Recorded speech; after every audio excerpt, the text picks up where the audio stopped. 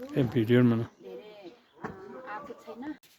हिजो हामी आएको बाटो यता हिजो राति आयो आएर यहाँ चाहिँ छोसाङ भन्ने ठाउँमा बस्यो। यो त पुरा स्याउबारीहरू रहेछ।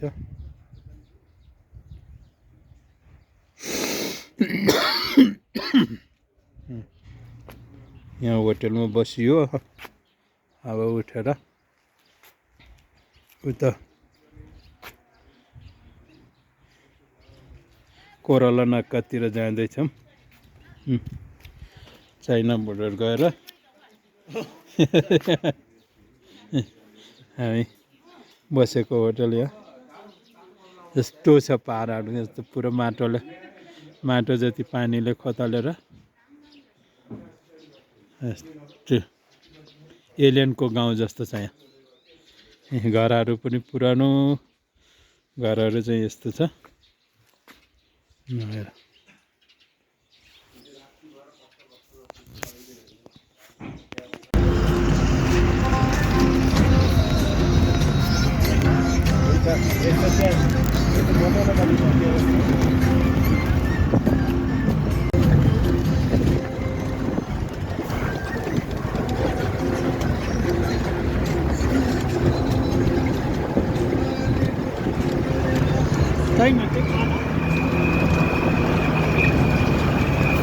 Jam क्या कुना पहिला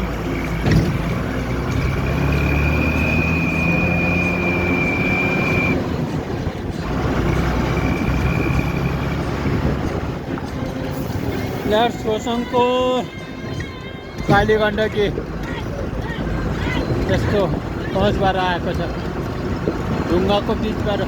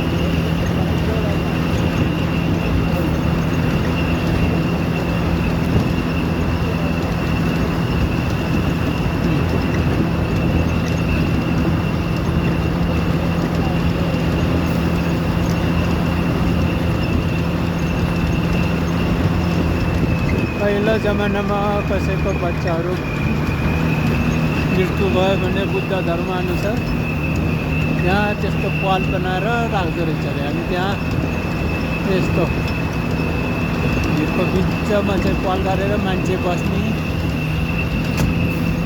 पहिला ढुङ्गा युगमा चाहिँ यस्तो पाहाडभित्र त्यो जमानामा घर बनाएर बस्ने चलन थिएन। पाहाड खनेर यस्तो गुफा बनाएर बस्ने रहेछ।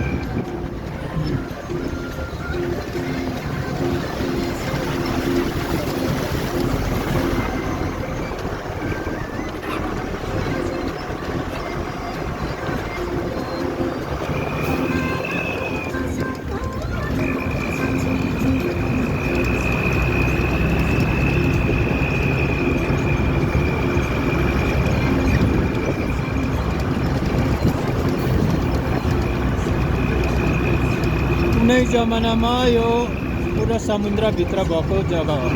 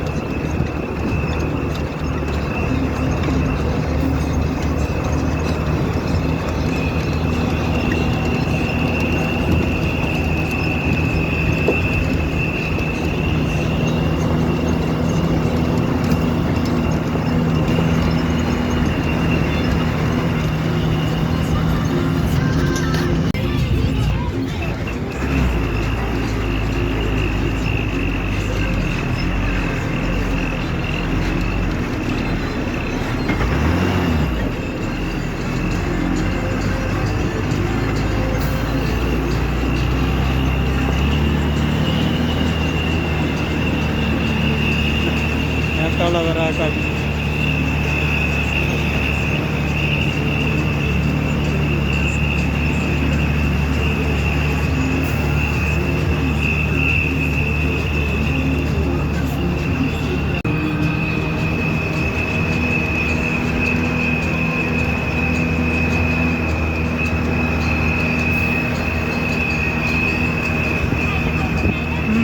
खोलाले खावा त्यो नुहाइले क्या नि त्यो नुहाइले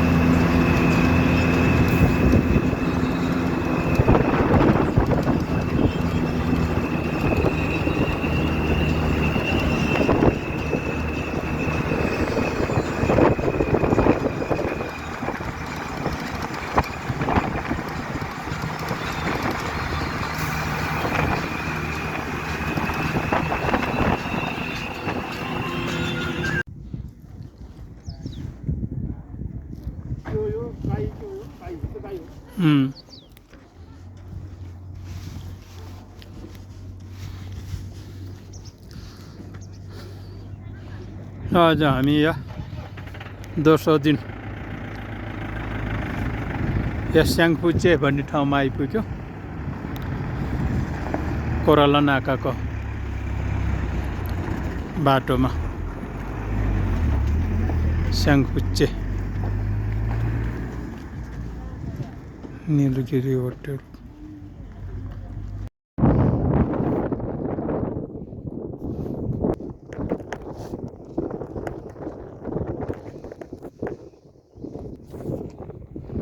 लुमाथाङ आर्मी क्याम्प यहाँनिर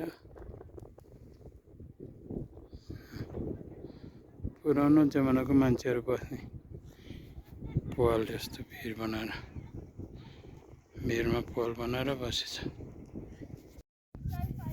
यो त नेपाल है, यता नेपाल सबै, यो सबै नेपाल भयो। यतातिर हिमाल भएको,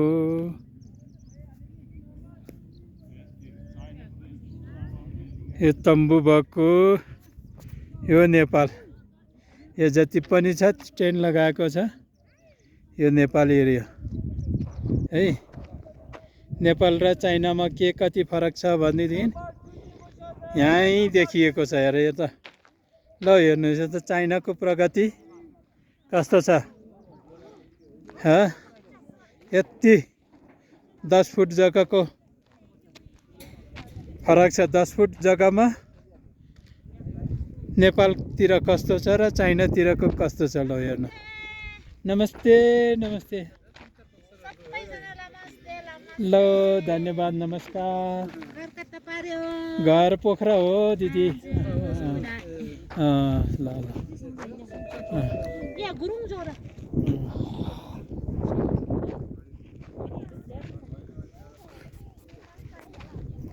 ल यो चाइना नेपाल बोर्डरको पिलर नम्बर 24। ल हेर्नुहोस्,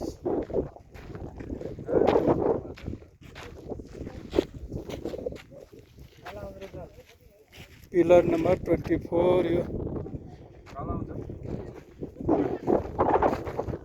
चाइना र नेपालतिर के कति फरक छ भन्दा यति फरक छ। यो यहाँ 10 गज जग्गाबाट यति चाइनाको प्रगति कस्तो छ भने हाम्रो ग्रुपहरू, हाम्रो बस यहाँ छ। ल हेर्नुहोस्,